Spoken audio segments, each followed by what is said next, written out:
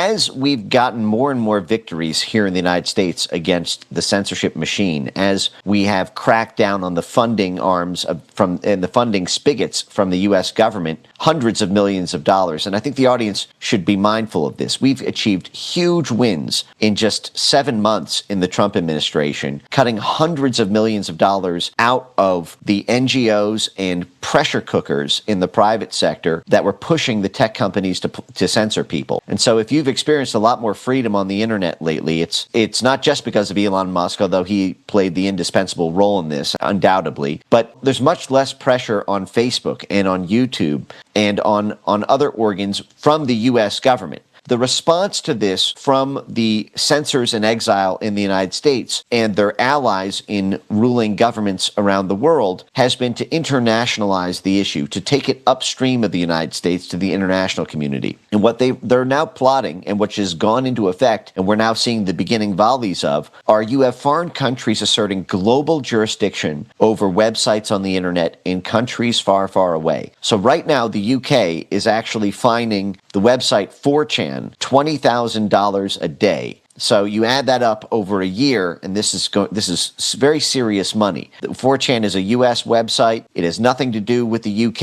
It might as well be on the moon. If 4chan was operated on a military base on the surface of the moon, imagine the UK government fining it for allowing speech that Brits can access through a VPN. This is a way of getting long-arm jurisdiction over American speech. And make no mistake, this was the plan from the beginning. The UK Digital Ministry and the UK Foreign Office, as well as their little honchos and MI6 and the UK Ministry of Defense, sent over a delegation to the Biden administration and personally briefed them on how they can work together to censor their mutual opponents on both sides of the Atlantic. America First Legal, Stephen Miller and Gene Hamilton's legal shop, did an amazing job getting access to these documents. They explicitly plotted to censor American speech with foreign censorship laws. And the American censors in exile are champing at the bit as a way for them to get their old jobs back in the censorship industry and their old funding back from the government funding mechanisms that allowed them to do this all with our money.